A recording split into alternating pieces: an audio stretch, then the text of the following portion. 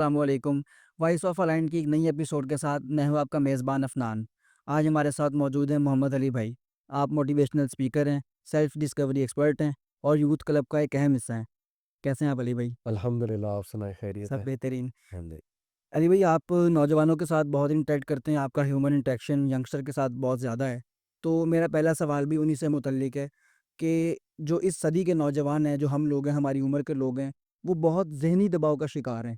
وہ کام بھی بہت کر رہے ہیں، دنیا کے دوڑ میں شامل بھی ہونا چاہ رہے ہیں، لیکن ایک کانسٹنٹ مینٹل پریشر میں ہیں۔ اکثر ہم ان سے انٹریکٹ کرتے ہیں، میرے اپنے دوست ہیں، تو وہ مستقل ایک آوازاری آپ کہہ دیں اس کا شکار رہتے ہیں۔ تو آپ اس کی کیا وجوہات جو ہے ان سے ملنے کے بعد آپ کو لگتا ہے کہ وہ ان میں ہیں، اور ان کا حل کیا ہے؟ جی، بہت شکریہ آپ کا انوائٹ کرنے کا۔ دیکھیں، بہت سی وجوہات ہیں، لیکن پن پوائنٹ ایک روٹ کاز آپ کو بتاؤں بہت بڑی، وہ یہ ہے کہ ہم نے بطور ایک معاشرہ جو ہے نا، وہ دین اور مذہب کی صحیح ڈیفینیشن نہیں سمجھی۔ ہم نے جو ہے وہ صرف مذہب پہ عمل کیا ہے، اور اسلام کو ہمیشہ ایک مذہب تصور کیا ہے۔ مذہب مینس ٹریڈیشنز، عبادات، اور بس دیٹ سے دیکھیے یہی وجہ ہے نا کہ ایک گوالا وہ نماز بھی پڑھتا ہے 5 وقت، اور وہ دودھ میں پانی بھی مکس کرتا ہے، کیونکہ اس نے یہ سمجھ لیا ہے کہ دیکھیں دودھ بیچنا یہ دنیاوی کام ہے، اور جو نماز پڑھنا ہے وہ میرا بس ایک اللہ تعالیٰ سے انٹریکشن ہے، اور وہ میں پڑھ رہا ہوں، اور دودھ میں جس مرضی طرح بیچوں، اس میں جو مرضی کر کے بیچوں، وہ ایک دنیاوی ڈیلنگ ہے۔ اس لیے ہم اکثر کہتے ہیں نا کہ یار ٹھیک ہے، یہ باتیں بڑی اچھی ہیں جو سنت سے آ رہی ہیں، لیکن یہ جو ہے نا دنیاوی، یہ پریکٹیکل نہیں ہے۔ یہ اکثر آپ نے لوگوں کو کہتے سنا ہوگا کہ دنیا میں چلنا ہے تو دیکھو تمہیں اسٹریٹ سمارٹ ہونا ہے، چلاک ہونا ہے۔ تو اس کا کیا مطلب ہے؟ یہ باتیں کس چیز کی عکاسی ہیں؟ یہ اس چیز کی عکاسی ہیں کہ آپ نے کبھی دین کو پریکٹیکل سمجھا ہی نہیں۔ آپ نے بس یہ سمجھا کہ دین نماز کا نام ہے، روزے کا نام ہے، اور بالکل ہے، بہت بڑے وہ ارکان ہیں ہمارے دین کے، لیکن وہ چیز پرسنالٹیز میں کیوں نہیں آئی؟ ہم نے اپنے گھروں پہ کیوں نہیں لگایا؟ شادیوں میں کیوں نہیں لگایا؟ ڈیلنگز میں کیوں نہیں لگایا؟ تو نوجوان کا بھی یہی مسئلہ ہے، وہ سمجھتا ہے کہ بس جب ایگزامز آئیں تب دعا کر لی، کچھ وظیفہ کر لیا، یا شادی کرانی ہے تو وظیفہ کر لیا، اتنی بار یہ پڑھ لو۔ اس سے زیادہ وہ میرا نہیں خیال دین میں انٹرسٹڈ ہے نوجوان۔ اس کا مسئلہ یہ ہے، اس کو یہ سمجھ نہیں ہے کہ دین جو ہے وہ ایک ایک چیز میں رہنمائی، یعنی کہ تم نے صبح اٹھ کر رات تک کیسے دن گزارنا ہے، اس کی ایک ایک چیز میں دین کی رہنمائی ہے۔ تم نے کو ایجوکیشن میں نان محرم سے کیسے ڈیل کرنا ہے، اس پہ دین کی رہنمائی ہے۔ یہاں تک تم نے واش روم کیسے جانا ہے، اس پہ دین کی رہنمائی ہے۔ تم نے پروفیشنل ڈیلنگز میں کمیونیکیشن کیسے رکھنی ہے، اس پہ دین کی رہنمائی ہے۔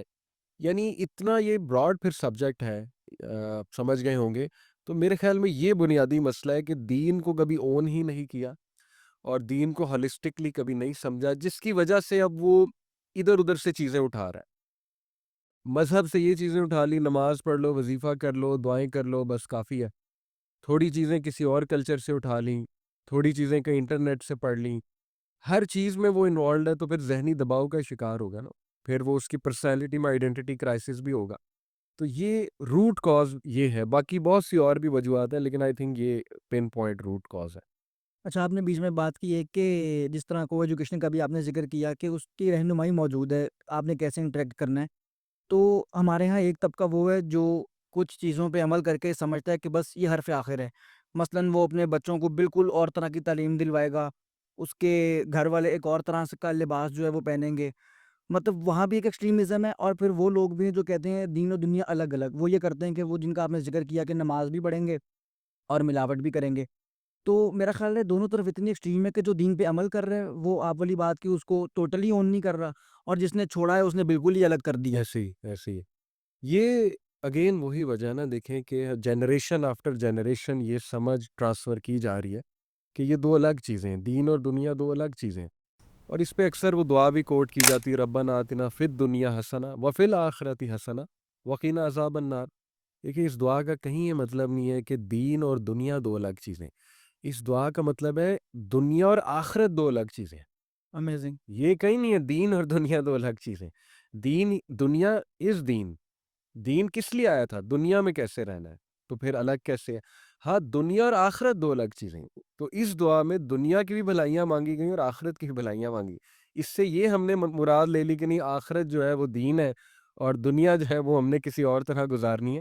تو اگین وہی بات ہے، اور فیملیز کیوں اس ایکسٹریم پہ گئیں، اس کی بہت ایک بڑی وجہ کہ ہمارا معذرت کے ساتھ جو مذہبی طبقہ ہے اس نے بھی، اگر پریویس ایئرس کی بات کرو تو وہ پریکٹیکل مثال شاید نہیں قائم کی، اور اب انہیں اس غلطی کا پورا پورا احساس ہے، اور ماشاءاللہ یہ خوشائن بات ہے کہ وہ ریفارم بھی کر رہے ہیں، مدارس ریفارم ہو رہے ہیں، ہمارے قاری صاحبان، ہمارے امام، ان کی ٹریننگز ہو رہی ہے، یہ خوشائن بات ہے، اچھی بات ہے، لیکن پریویسلی وہ اچھی شاید ریپرزنٹیشن نہیں گئی، اس وجہ سے بھی جو ہے نا ایک پڑھا لکھا طبقہ وہ یہی سمجھتا ہے کہ یار دین مفلس بناتا ہے، دین غربت کا حکم دیتا ہے، دین جو ہے نا وہ بہت سادگی کا حکم دیتا ہے، تو اس طرح تو ہم دنیا میں نہیں چل سکتے، تو ٹھیک ہے دنیا میں ویسے چلیں گے جیسے ہم نے چلنا ہے، اینڈ میں بڑھاپے میں جا کے جب بالکل کچھ نہ بچے گا تب مسجدوں کا رخ کریں گے، تب حج بھی کریں گے، ایک عمرے بھی کر لیں گے، تو تب سیٹ کر لیں گے، تو یہ وجہ جو ہے نا وہ اچھا ابھی آپ نے بڑی اچھی بات کی کہ علماء کرام کو اس بات کا احساس ہے کہ ان سے کوئی جو ہے وہ بھول ہو گئی ہے وہ پریکٹیکل امپلیمنٹیشن میں۔ اچھا سر ابھی آپ نے کہا کہ وہ ٹریننگز وہ لے رہے ہیں، وہ چیزیں سمجھ رہے ہیں، انڈرسٹینڈ کر رہے ہیں، تو ہمارے ہاں بھی یا ہر طبقے میں، ہر معاشرے میں دو طبقے ہوتے ہیں جسے ہم رائٹ ونگ اور لیفٹ ونگ کہتے ہیں، ایک سیکولر طبقہ ہے اور ایک جو ہے وہ رجت پسند طبقہ ہے۔ تو ہمارے ہاں جو مذہبی طبقہ ہے اگر وہ اپنی ٹریننگز کر رہا ہے تو وہ ایک اپنے ہی دائرے میں رہ کے کر رہا ہے، ان کی ٹریننگز کرنے والے بھی مذہبی لوگ ہیں، جن کی ٹریننگ ہو رہی ہے وہ بھی مذہبی ہیں، اور وہ جن کو سمجھا رہے ہیں بات وہ بھی شاید مذہبی لوگ ہیں۔ تو ہمارے ہاں پھر سیکولر طبقے کی اور رجت پسند طبقے کی جو ڈویژن ہے، جو فرق ہے، وہ تو ادھر ہی رہا، کیونکہ جو لوگ مذہب کو نہیں مان رہے ان تک تو کوئی بھی نہیں پہنچا۔ دیکھیے اس پہ بھی ٹریننگ کی ضرورت ہے، اسلام جو ہے نا وہ ہمیں کہتا ہے، قرآن کہتا ہے ہم امتاً وسط ہے، ہوں we are in the middle. اب دیکھیے کتنی انٹرسٹنگ بات ہے، دو پولرائزیشنز ہیں، ایک رائٹ اور ایک لیفٹ، تو میں تو اس کو اس طرح دیکھتا ہوں، اللہ نے پہلے ہی بتا دیا you are in the middle, نہ تم ایکسٹریم رائٹ ہو نہ تم ایکسٹریم لیفٹ ہو، یہ تو ویسٹ کی بنائی ہوئی دو وہ ہے نا، کیا کہنا چاہیے، ڈسٹریبیوٹ تو انہوں نے کیا نا، رائٹ ونگ لیفٹ ونگ، بالکل جیسے ڈیموکریٹس جو ہے وہ لیفٹ ہے اور ریپبلکنز جو ہے وہ رائٹ ہے، ریپبلکنز مین جو کنزرویٹیوز ہیں بہت زیادہ ان کو رائٹ میں ڈال دیا، جو بہت لبرل ہیں ان کو لیفٹ میں ڈال دیا۔ پروفٹ صلی اللہ علیہ وسلم نے جو سوسائٹی بنائی تھی اس میں کوئی لیبلنگ نہیں تھی، ہوں اس میں اس طرح نہیں دیکھا جاتا تھا انسان کو کہ اگر وہ کوئی گناہ کر رہا ہے یا کوئی اس میں شارٹ کمنگ ہے تو اس کو لبرل کہہ دیں یا اس کو سیکولر کہہ دیں۔ ہمارا مسئلہ یہ ہے کہ ہم ڈریسنگ دیکھ کے لبرل کا ٹیگ لگا دیتے ہیں، سیکولر کا ٹیگ لگا دیتے ہیں۔ میں خود کئی نوجوانوں سے ملا، بہت میل فیمیل یونیورسٹیز میں، کہ ان کا حلیہ دیکھ کے آپ امیجن نہیں کر سکتے تھے کہ وہ کوئی دین کی بھی دینی سوچ بھی ہوگی، لیکن جب آپ ان سے بات کرنا شروع کرتے ہو اچھا خاصا وہ دین سمجھتے ہیں، تو یہ لیبلنگ غلط ہے۔ پولرائزیشن پہلے ہی بہت ہے پاکستان میں، اس کو مزید ہم بڑھاتے ہیں لیبل کر کے، یعنی کسی کوئی ویڈیو دیکھ کے کہتے ہیں یہ تو لبرل ہے، ٹھیک ہے، ہوں اور ایک بندہ چلے اپنا کوئی نیریٹو دے رہا ہے آؤٹ آف دا بلو یا آؤٹ آف دا باکس سوچ رہا ہے، اور ایک کریٹیکل تھنکنگ ہر بندے کی آپ کو پتہ ہے ایک عادت بھی ہوتی ہے، کچھ لوگ کریٹیکل تھنکر ہوتے ہیں نیچرلی، ضروری نہیں وہ کوئی ایجنٹس ہیں، بالکل کریٹیکل تھنکر کو ہم ایجنٹس کا نام دے دیتے کہ یہ ویسٹ کا ایجنٹ ہے، ٹھیک ہے نا، یہ تو یہ لیبلنگ اچھی نہیں ہے۔ میں کہتا ہوں چلو ہو ویسٹ کا ایجنٹ، لیکن still you can not give a label, کیونکہ اس سے دوریاں زیادہ پیدا ہوں گی، اور یہ ہو رہا ہے۔ وہ طبقہ بھی چلیں، اب اگر ہم کیٹیگرائز کریں جو اپنے آپ کو خود لبرل اور سیکولر کہتے ہیں اوپنلی، ان کی بات کر رہے ہیں، وہ مذہبی لوگوں کو بہت لیبل کرتے ہیں، ایسے ہی ایکسٹریمسٹ کہتے ہیں، دونوں میں غلطی ہے نا، ایک کو تو نہیں ہم کہیں گے، اس طرح مذہبی بھی لیبلنگ بہت زیادہ کرتے ہیں، تو نبی صلی اللہ علیہ وسلم کے معاشرے میں لیبلنگ نہیں تھی۔ ہاں قرآن نے یہ والی لیبلنگ تو کی ہے، مومن، مسلم، اس کے بعد جو ہے وہ فاسق، فاجر، بالکل منافق، کافر، یہ تو براڈ لیبلنگ ہے نا، ہاں جی یہ بھی ہمارا رائٹ نہیں ہے کہ کسی کو فاسق کا ٹیگ لگا دے، یہ تو اللہ تعالیٰ نے لگائے ہیں نا یہ ٹیگ، بالکل اللہ کین جج، اللہ تعالیٰ تو دلوں کے حال جانتے ہیں نا، اللہ تعالیٰ نے یہ کیٹیگریز بتائی ہیں، یہ کیٹیگریز اس لیے بتائے گی کہ آپ اپنا محاسبہ کریں، نہ کہ لیبلنگ شروع کر دیں کہ فلانا فاسق ہے فلانا فاجر ہے۔ آپ خود دیکھیں آپ فاسق ہیں کہ فاجر نہیں ہیں، آپ منافق کی کیٹیگری میں تو نہیں آتے، یہ اس لیے ہیں۔ تو ہمیں تعلیم دینی ہے ہمارے ینگسٹرز کو کہ لیبلنگ سے نکلو، ایک دوسرے کو ڈفرینسز کو ایکسیپٹ کرو۔ دیکھیں ڈفرینسز بھی دو طرح کے نا، ایک ہے اختلاف رائے، ایک ہے خلاف رائے۔ بالکل تو اختلاف تو نیچرل ہے، لیکن خلاف رائے کیا ہے کہ میں خلاف ہو جاؤں، ایک بندہ مجھ سے ڈس ایگری کر رہا ہے، اب وہ میرا دشمن ہے، اب میں اس کے خلاف ہو جاؤں، اور یہ رویہ نہ صرف مذہب میں ہے، یہ سیاست میں بہت ہے۔ آپ کو پتہ ہے سیاست میں دشمنی ہے، کس طرح جگت کلچر ہے، اگر میں کیجول الفاظ میں بتاؤں، ایک دوسرے کو ٹونٹ کیا جاتا ہے، جگتیں ماری جاتی ہیں، ڈیگریڈ کیا جاتا ہے، ڈیروگیٹری ٹائٹلز کہے جاتے ہیں، بالکل، اس سے فاصلے اور بڑھتے ہیں، نفرتیں اور بڑھتی ہیں۔ تو لینگویج ٹھیک ہونے کی ضرورت ہے ہماری، تمیز ہمیں جو ہے نا وہ سب سے زیادہ کام اس پہ کرنا چاہیے، تمیز پہ، کریکٹر بلڈنگ پہ، مینرز کے اوپر، گفتگو کیسے کرنی ہے؟ گفتگو کیسے کرنی ہے، تو یہ انشاءاللہ اس پہ ہمیں کام کرنا چاہیے بہت زیادہ۔ اچھا سر، نوجوانوں کا ذکر ہوا تو اس میں تھوڑا سا ریلیجس اینگل بھی ہے۔ ابھی ایک ہفتہ ہوا ہے، کچھ دن ہوئے ہیں کہ ہندوستان اور پاکستان کی جنگ جو ہے وہ شروع ہوئی ہے اور پھر ختم بھی ہو گئی۔ تو اس جنگ میں ہم لوگ عام طور پہ ایک پہلو کو شامل کرتے ہیں، وہ ہے غزوہ ہند کا پہلو، اور وہ اس اینگل سے شامل کرتے ہیں کہ ہمارے پاس بہت سی روایات موجود ہیں، صحیح حدیث سے یہ معلوم ہوتا ہے کہ یہ قرب قیامت کی علامت ہے کہ وہ جماعتیں جو ہیں وہ آئیں گی، اور یہ ان جماعتوں میں اس جماعت کا ذکر ہے جس کی بخشش کی گئی ہے۔ تو جب یہاں جنگ شروع ہوتی ہے تو ظاہر ہے کہ لامحالہ ہمارا خیال اس کی طرف جاتا ہے۔ تو آپ کا اس کے بارے میں کیا اوپینین ہے؟ سب سے پہلے تو جو لفظ غزوہ ہے نا اس کو سمجھ لیں کہ وہ والی جنگ ہے جو ایسے کفار کے خلاف ہوگی جو کلیئر کٹ اوپن دشمن ہیں اسلام کے اور مسلمانوں کے، صحیح، اس کو غزوہ کیٹیگرائز کر کے قرار دیا جائے گا۔ مثال کے طور پہ اب کچھ لوگ کہیں گے نہیں جی ہند میں تو پاکستان بھی آتا ہے، ہند میں تو افغانستان کا علاقہ بھی آتا ہے، کیونکہ نبی صلی اللہ علیہ وسلم نے جب یہ بات کہی، ہند کی بات کی، تو ہند سے مراد کیا تھی؟ افغانستان کا علاقہ بھی تھا، اس میں پاکستان بھی تھا، بلکہ پاکستان زیادہ تھا اچھا، جی اس ٹائم پہ، اور پھر اس میں انڈیا بھی ہے اور چائنا کے بارڈرز تک ہے بات، کیونکہ اس ٹائم پہ ملتان میں جو سلطنت تھی ان کی، وہ راجہ داہر تھا غالباً، محمد بن قاسم جس کے خلاف گئے تھے بالکل، بالکل، 712 سن عیسوی میں، تو تب پاکستان کا علاقہ زیادہ تھا اچھا، اس میں کیٹیگری میں۔ اب کوئی کہے کہ نہیں جی پھر اس کا تو مطلب پاکستان کے خلاف جو جنگ ہوگی وہ بھی غزوہ ہند ہے، نہیں، پاکستان میں مسلمان رہ رہے ہیں، وہ غزوہ کیسے ہو سکتی ہے؟ افغانستان میں مسلمان رہ رہے ہیں، افغانستان پہ کوئی اٹیک کرے، مثال طور پہ دو مسلم کنٹریز لڑ پڑتی ہیں، لیٹ سے مثال دے رہا ہوں، کوئی مسلم کنٹری افغانستان پہ اٹیک کر دیتی ہے یا کوئی مسلم کنٹری پاکستان پہ اٹیک کرتی ہے، ہمارے پاس مثالیں ہیں ایران عراق کی، تو اس کا یہ مطلب نہیں وہ غزوہ کر رہے ہیں، پہلے تو یہ انڈرسٹینڈنگ ضروری ہے۔ غزوہ ہوتا ہے جو نان مسلم، وہ کون سے نان مسلم؟ جو اسلام دشمن ہے، تو اس کیٹیگری کے مطابق، اس ڈیفینیشن کے مطابق غزوہ وہ نہیں ہو سکتی جو مسلمان ہی مسلم کنٹری پہ کر دے، جیسے آپ نے پاس میں دیکھا دو مسلم کنٹریز بھی لڑیں، ایران اور عراق۔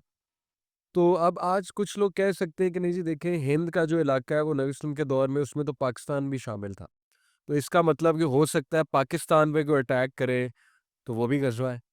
تو دیکھیں ایسی بات نہیں ہے، پاکستان میں مسلمان رہتے ہیں، پاکستان کی جو فوج ہے وہ کلیئر منہ سے کہہ رہی ہے کہ اسلام ہماری آئیڈیالوجی ہے۔ ابھی آپ نے ISPR کے جو ہیں ان کا انٹرویو سنا، ان سے پوچھا اینکر نے کہ بنیانم مرصوص کیوں آپ نے نام رکھا، اور صبح فجر پہ آپ نے اٹیک کیا سورہ جو ہے عادیات کی روشنی میں، تو انہوں نے کلیئر کہا کہ بھئی وی آر پراؤڈ کہ اسلام ہماری آئیڈیالوجی ہے، اور جو ماشاءاللہ ہمارے چیف آف آرمی سٹاف ہیں انہوں نے کلیئر ان کے بارے میں کہا وہ اسلام پسند ہیں، حافظ قرآن ہیں، تو کیسے پاکستان کے خلاف کیسے کوئی غزوہ ہو سکتا ہے؟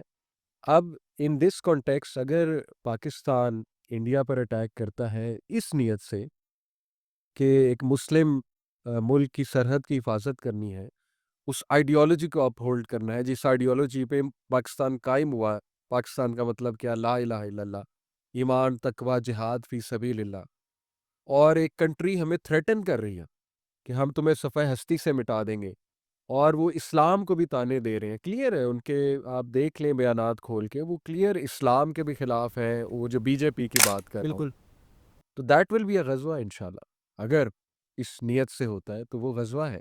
ہیونگ سیڈ اٹ، وہ کب ہوگا اس پہ کوئی ٹائم لائن ہمیں صحیح حدیث سے نہیں ملتا، صحیح حدیث ایک ہی ہے اس پہ، سنن نسائی کی، مسند احمد کی، وہ ہے کہ اللہ کے نبی صلی اللہ علیہ وسلم نے فرمایا دو گروہوں کو آگ نہیں چھوئے گی، یعنی آرمیز، گروہوں سے مراد ہے آرمیز، ایک جو غزوہ ہند کریں گے، ہند کو کانکر کریں گے، صحیح، دوسرے وہ جو عیسیٰ ابن مریم کے ساتھ ہوں گے۔ یہاں سے ایک اشارہ یہ ملتا ہے کہ یہ چونکہ غزوہ ہند کے بعد عیسیٰ علیہ السلام کا تذکرہ ہے، تو یہ غالباً اس کے قریب قریب ہوگا۔ اب جو ٹائم والی احادیث ہے نا وہ ہیں اپنی جگہ، لیکن وہ ان میں ضعف ہے کچھ۔ ہیونگ سیڈ اٹ، کچھ علماء کہتے ہیں کہ وہ 3 ڈفرینٹ اسناد سے آ رہی ہیں، سند مختلف ہے ان کی، تو وہ 3 اسناد سے آنے کی وجہ سے ابو ہریرہ والی جو حدیث ہے، جو ابو ہریرہ نے کہا کہ مجھے موقع ملا تو میں اس میں ضرور شریک ہوں گا، تو اللہ کے نبی مسکرائے، بلکہ ہنسے اور کہا کہ ابھی یہ دور کی بات۔ تو وہاں سے ذرا ٹائم لائن ڈیفائن ہوتی ہے، لیکن وہ حدیث ظاہر ہے کچھ علماء کہتے ہیں اس میں ضعف ہے، کچھ کہتے ہیں نہیں اس کو ایکسیپٹ کیا جا سکتا ہے کیونکہ 3 مختلف اسناد سے وہ آ رہی ہے تو وہ پاورفل بن جاتی ہے۔ صحیح۔ جو بھی ہے دیکھیں، میں سمجھتا ہوں کہ غزوہ ہند ہونا ہے، اور محسوس ایسا ہی ہوتا ہے کہ وہ آخر الزماں کی جو جنگیں ہیں ان میں ون آف دی وارز غزوہ ہند بھی محسوس ہوتی ہے۔ اور اب یہ ویو کہ نہیں وہ تو ہو چکی ہے، محمد بن قاسم نے کی تھی، یا غزنوی جو سلطنت تھی، دلی سلطنت تھی، وہ تھی غزوہ ہند، بالکل۔ تو اس پہ دیکھیں بڑا ایک مڈل پاتھ یہ ہے کہ وہ راؤنڈ 1 تھا، ضروری نہیں ہے غزوہ کا ایک ہی راؤنڈ ہونا، 2-3 ہو سکتا راؤنڈز ہے۔ بھی تو ہو سکتے ہیں نا۔ تو جیسے قسطنطنیہ دوبارہ ہمارے ہاتھ سے جائے گا، کلیئر ہے حدیث میں، استنبول پھر فتح ہوگا، تو ویری مچ پاسبل کہ یہ راؤنڈ 2 ہو ہند کا، اور ہند آج کہیں تو پھر انڈیا ہی ہے، سیدھی سی بات ہے۔ تو یس، غزوہ ہند ہوگا، میں تو اس کا قائل ہوں، پرووائڈڈ کہ وہ ان کنڈیشنز کے مطابق ہو جو غزوہ کی ڈیفینیشن میں پورا اترتے۔ تو آپ نے جو مطلب ابھی ذکر کیا ہندوستانی حکومت کا، جو مطلب کہ وہ کس طرح اسلام کے کھلم کھلا ہیں اور اسلام کا مذاق اڑاتے ہیں، تو اس سلسلے میں اگر آپ کی بات کو دیکھا جائے اور وہ روایت کو بھی ہم دیکھیں تو پھر غزوہ ہند ہوتے ہوتے رہ گیا۔ ہاں جی، ایسے ہی ہے، دیکھیں وہ ہے نا، سٹیجز بھی تو ہوتی ہیں نا، may be this is just a beginning. War کی ویسے خواہش کرنی تو نہیں چاہیے، بالکل۔ War is a very serious thing, but ہونی ہے، کچھ چیزیں ہونی ہیں، انیویٹیبل ہے، اور دس میں بی دا بگننگ، یہی کہا جا سکتا ہے۔ چلیں، اچھا سر، غزوہ ہند کا ذکر آیا، قرب قیامت کا، نزول مسیح کا، تو اس میں ایک اور چیز بھی آتی ہے جو کہ بہت کریوسٹی کریٹ کرتی ہے، وہ ہے یجوج ماجوج، جو کہ دجال کے بعد جو ہے انہوں نے آنا ہے۔ لیکن ہم نے کچھ روایات میں ماضی میں یا اب بھی کچھ لوگ کہتے ہیں کہ یہ جو چینی عوام ہے یا تاتاری تھے، ان کو وہ یاجوج ماجوج سے جوڑتے ہیں۔ تو یہ کچھ بات سمجھ نہیں آتی کہ دجال کے بعد ان کا ظہور ہے یاجوج ماجوج کا، لیکن کچھ گزرے ہوئے اور موجودہ لوگوں کے بارے میں بھی یہ خیال ہے۔ تو اس بارے میں آپ کا کیا ٹیک ہے؟ اصل میں قرب قیامت کی جتنی احادیث ہیں نا، ان کو سمجھنے کے دو میتھڈالوجیز ہیں ان کو سمجھنے کی، ایک لٹرل، ایک میٹافوریکل، اور دونوں اپنی جگہ درست ہیں۔ ایسا نہیں ہے کہ میٹافورک جو انٹرپریٹیشن کرتے ہیں، میٹافورک سے مراد ہے جو سمبولک لیتے ہیں چیزوں کو، لٹرل نہیں لیتے۔ جیسے مثال کے طور پہ دجال کا گدھا، اس کو سمبولک لیتے ہیں کہ یہ ایک تشبیہ دی گئی ہے اس کی سواری کی، صحیح۔ اور اس سے گدھے سے مراد ہوائی جہاز بھی ہو سکتا ہے، کوئی فائٹر جیٹ بھی ہو سکتا ہے۔ ایک وہ میتھڈالوجی ہے، ایک ہے کہ نہیں وہ لٹرلی گدھا ہی ہوگا، کوئی عجیب و غریب قسم کا، کیونکہ گدھا ہے تو گدھا ہی سمجھیں گے اسے ہم۔ تو یہ دو میتھڈالوجیز ہیں، دونوں اپنی جگہ درست ہیں، لیکن کچھ لوگ جو ہے وہ بہت زیادہ تعویل کرتے ہیں، جو میں سمجھتا ہوں سینسیشنلائز کرتے ہیں چیزوں کو، اور ان کا فائدہ نہیں ہے ان چیزوں کا، جیسے یاجوج ماجوج کو بالکل ہی زومبیز کہہ دینا، ایلینز کہہ دینا، یہ ایک انٹرسٹنگ ویو تو ہے، لیکن میرا نہیں خیال کہ وہ کوئی زومبیز ہوں گے۔ میرے خیال میں وہ ایک مخلوق ہے جس کو واقعی قید کیا گیا ہے لٹرلی، ذوالقرنین علیہ السلام نے ایک دیوار کے پیچھے، یو کین آرگیو وہ دیوار پورٹل ہے، وارم ہول ہے، کیا ہے، اس پہ بات ہو سکتی ہے، لیکن سچ یہ ہے کہ انہوں نے قیامت کے قریب آنا ہے، یہ تو سورہ انبیاء سے بھی واضح ہے، بالکل۔ اور یہ بات جو ہے وہ سورہ کہف سے بھی واضح ہے، کلیئر کٹ حدیث ہے، حضرت عیسیٰ موجود ہوں گے اس ٹائم، اچھا۔ جب وہ ہوں گے یاجوج ماجوج، ان کا مقابلہ نہیں کر سکیں گے حضرت عیسیٰ، اچھا۔ یہ حدیث ہے، صحیح حدیث ہے۔ دعا کریں گے اللہ سے، پھر ایک بارش ہوگی، اس سے ان کو موت آئے گی، پھر پرندے آئیں گے بڑی بڑی گردنوں والے، ان کی لاشوں کو اٹھائیں گے۔ یاجوج ماجوج۔ تو اس کے کانٹیکس میں اب کچھ لوگ اس کو جو ہے نا سمبولک لیتے ہیں، وہ کہتے ہیں نہیں وہ نکلنا شروع ہو جائیں گے، وہ اس کا نہیں نگیٹ کرتے کہ وہ قیامت کے قریب نہیں ہوں گے، وہ کہتے ہیں قیامت کے قریب وہ بہت پھیل جائیں گے، صحیح۔ کوئی سم ایکسپیریمنٹ ول گو رانگ، جیسے موویز میں دکھایا جاتا ہے نا کہ ایک دم سبھی زومبیز بن گئے، کوئی زومبی وائرس پھیل گیا، سارے یاجوج ماجوج بن گئے، وہ اس طرف لے جاتے ہیں چیزوں کو، وہ کہتے ہیں نکل وہ گئے ہیں، اور وہ کون ہے، کچھ کہتے ہیں تاتاری ہیں، کچھ کہتے ہیں کوکیشینز ہیں، کچھ کہتے ہیں جیوز ہیں، ہوں۔ ایک ہمارے ہیں اسکالر وہ جیوز کی طرف اشارہ کرتے، کہتے کہ یہ جیوز تھے اس دور کے، ان کو بند کیا گیا تھا، بہت جنگجو قسم کے خوخار قبیلے تھے، یہ نکلنا شروع ہو گئے تھے نبوی دور میں، کیونکہ وہ حدیث ہے غالباً فاطمہ بنت قیس کی یا زینب بنت جہش سے، مجھے بھی یاد نہیں، کہ انہوں نے نبی صلی اللہ علیہ وسلم سو کر اٹھے، انہوں نے کہا عربیوں کی ہلاکت ہے، فرمایا کہ آج یاجوج ماجوج کی دیوار میں اتنا سوراخ ہو گیا ہے۔ تو اس سے وہ اشارہ لے کے کہتے ہیں کہ وہ سوراخ نبی صلی اللہ علیہ وسلم نے بتا دیا ہو چکا ہے، وہ بڑھتا گیا اور پھر وہ نکل آئے باہر، اور وہ نکل کر بہت پاورفل قوم بن گئے کرنٹ جیوز، ٹھیک ہے، یہ میں ایک انٹرپریٹیشن بتا رہا ہوں۔ اور وہ کچھ ایسا ایکسپیریمنٹ کریں گے، کوئی ایسا وائرس دنیا میں پھیلائیں گے جس سے سارے زومبیز بن جائیں گے اور سارے جو ہے نا وہ یاجوج ماجوج بن جائیں گے، اسی لیے وہ ہر چیز کھا جائیں گے۔ یہ تو زومبیز والی حرکتیں نا، اگر آپ نوٹ کریں، بالکل سارا پانی پی جانا، جو چیز سامنے آئے اس کو کھا جانا، اس کا تو مطلب کہ وہ کوئی ذہنی طور پہ بالکل ہی ڈمب کوئی ایسی قوم محسوس ہوتی ہے۔ تو یہ ون انٹرپریٹیشن ہے، انٹرسٹنگ ہے، لیکن دین اگین حتمی طور پہ نہیں کہا جا سکتا کہ ایسا ہی ہوگا۔ حتمی یہ کہا جا سکتا ہے کہ نہیں، ابھی وہ نہیں آئے اور انہوں نے ایک دم نکلنا ہے اور بہت تعداد میں ایک دم آنا ہے انہوں نے، اور اب وہ ایلینز ہے واللہ عالم، انسانوں کی ہی کوئی اور ٹائپ ہے واللہ عالم، یا انسانوں کا بہت بڑا کوئی قبیلہ ہے آتے ہی پھیل جائے گا۔ یہ بڑا انٹرسٹنگ ٹاپک ہے۔ اصل اپروچ یہ ہونی چاہیے کہ ان سے بچنا کیسے ہے۔ جیسے ایک بالکل صحابی نبی صلی اللہ علیہ وسلم کے پاس آئے، کہا یا رسول اللہ قیامت کب آئے گی؟ اللہ کے نبی نے کہا کہ تم نے اس کے لیے کیا کیا ہے۔ اسلام جو ہے نا بڑا پروڈکٹیو ماشاء اللہ اپروچ ہے۔ اسلام آپ کو پرابلم سالور بناتا ہے۔ تو پرابلم سالونگ پہ آیا، آپ کے یاجوج ماجوج کے لیے آپ نے کیا پریپیئر کیا، آپ نے کتنی بڑی دیوار کھڑی کی ہے اپنے ارد گرد، جیسے ذوالقرنین نے دیوار کھڑی کی تھی، یہ ہے اصل بات۔ تو یہ میں نے آپ کو ایک لبے لباب بتایا سارا۔ بہترین۔ اچھا، ابھی ہم نے دجال کا کچھ ذکر کیا تو اس میں مجھے یاد آتا ہے کہ ایک روایت ہے تمیم الداری کی۔ جی جی وہ یہ کہتے ہیں کہ وہ ایک جزیرے پہ گئے، وہاں وہ قید ہو گئے، اور وہاں انہوں نے دیکھا کہ دجال جو ہے اسے زنجیروں میں جکڑا ہوا تھا، اور انہوں نے ایک انسان کی صورت میں دجال کو دیکھا۔ اب ہم آج کے دور میں اگر دیکھیں تو ہم کچھ نظام ایسے ہیں جن کو دجالی نظام سمجھتے ہیں، دجالی فتنہ سمجھتے ہیں، ہم کیپٹلزم کو بہت دجالی نظام سے جوڑتے ہیں۔ تو دجال کے آنے نہ آنے کی چیز کو ہم یہ بھی تو سمجھ سکتے ہیں کہ دجالی نظام اگر ہم اس کو نظام سے جوڑیں تو وہ تو آ چکا ہے، کیپٹلزم نے تو جکڑ لیا بالکل دنیا کو، تو ہو سکتا ہے کہ دجال اس صورت میں آ گیا ہو۔ دیکھیں، اس میں بھی انٹرپریٹیشنز موجود ہے۔ ایک یہ ہے کہ وہ جزیرہ اگر تمیمت داری کو مل سکتا ہے تو پھر عام انسان بھی جا سکتا ہے وہاں پہ۔ تو ہو سکتا ہے جو ایلیٹ کلاس ہے ان کو جزیرہ ملا، کسی طرح یہ اس کے ساتھ رابطے میں آئے، اور وہ باقاعدہ ان کو لیڈ کرتا ہے، وہاں سے ان کو احکامات دیتا ہے۔ یہ بہت ہی ایک فیسینیٹنگ تھیوری ہے، سننے میں بڑا فیسینیٹ کرتی ہے، لیکن دین اگین اس کا کوئی پروف ایز سچ نہیں۔ نہیں ہے۔ ایک تو یہ ہے کہ سبھی رولنگ وہی کر رہا ہے وہیں سے جزیرے سے، اور وہ ایلیٹس کے ساتھ رابطے میں ہے، اور وہ سسٹم سارا اسی کا بنا ہے، سیٹلائٹ سسٹم اس کا ہے، وہ ایک ایک چیز دیکھ رہا ہے۔ یہ تھیوریز ہیں، all you can talk about it for hours. ایک یہ ہے کہ وہ ابھی تک قید ہے، اور وہ امام مہدی جب آئیں گے تو پھر وہ زنجیریں توڑ کے باہر آ جائے گا، اور یہ لٹرل اگر آپ لیں حدیث کو تو یہی ہے کہ وہ نکلے گا نہیں، لیکن جیسے ہی امام مہدی آئیں گے تو وہ زنجیریں توڑ کے باہر آ جائے گا۔ ہیونگ سیڈ اٹ، یہ کلیئر ہے کہ اس کا سسٹم تیار ہوگا، اور اس کا سسٹم تیار ہو رہا ہے، آپ کے سامنے ہے۔ ویسٹرن سویلائزیشن جو ہے پریٹی مچ کہا جا سکتا ہے دجالی ایک سویلائزیشن ہے، تو وہ تیار ہوا ہے، اور اس کے پیچھے شیطان بھی ہے، obvious سی بات ہے۔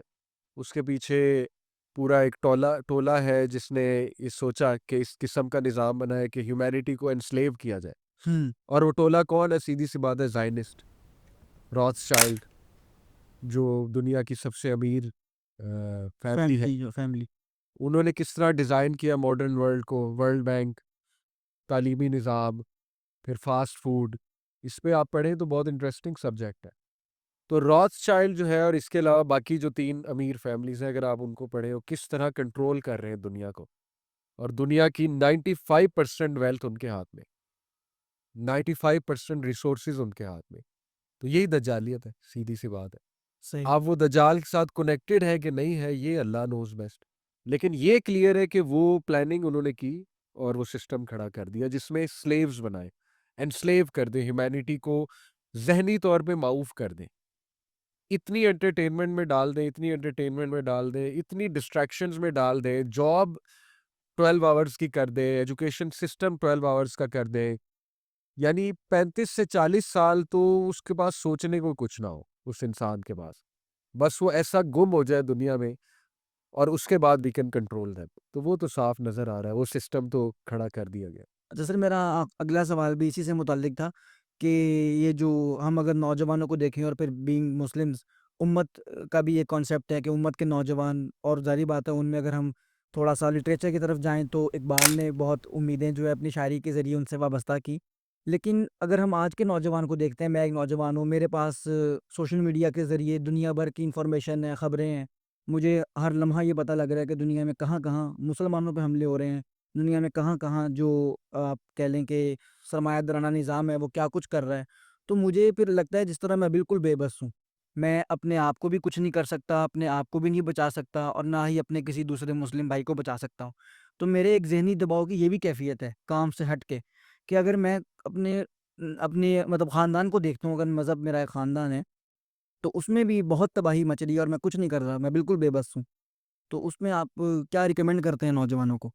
جی بالکل، دیکھیے چیزوں کے بڑے سمپل سلوشنز ہوتے ہیں اگر سمپل رکھا جائے لائف کو۔ بنیان مرصوص کی ہی اگر بات کریں، جو ہمارے اس کا مشن کا نام بھی تھا، سورہ صف کی آیت نمبر 4 سے ثابت ہے نا کہ اللہ تعالیٰ کو پسند ہے وہ لوگ جو اللہ کی راہ میں قتال کرتے ہیں بنیان مرصوص کی طرح، یعنی جیسے کہ ایک سٹرکچر ہے اور وہ آپس میں آ، اکٹھے کھڑے ہوئے ہیں، تو اس میں بنیان مرصوص میں دو چیزیں آتی ہیں، اسٹرینتھ اور سٹرکچر۔ دیکھیں اس وقت انہی دو چیزوں کی ضرورت ہے، اسٹرینتھ اور سٹرکچر۔ سٹرکچر میں ڈسپلن آ جاتا ہے اور اسٹرینتھ میں مینٹل اسٹرینتھ آتی ہے۔ نوجوانوں کو یہ بات سمجھنی چاہیے کہ جب تک ان کی لائف میں ڈسپلن نہیں ہوگا، وہ ان مشکلات کا ہمیشہ شکار رہیں گے، اور اسلام لائف میں ڈسپلن لاتا ہے، سمپلی فالو اسلام۔ دیکھیں آپ کو یہ ڈسپلن لانا پڑے گا، میں نے سوشل میڈیا کتنا استعمال کرنا ہے، میں نے کس کو سننا ہے کس کو نہیں سننا ہے، ورنہ تو آپ تباہ ہو جائیں گے نا۔ اگر آپ کا اسکرین ٹائم 12 گھنٹے ہے، 9 گھنٹے ہے، 10 گھنٹے ہے، پھر تو آپ خود اپنے اوپر وبال لا رہے ہیں۔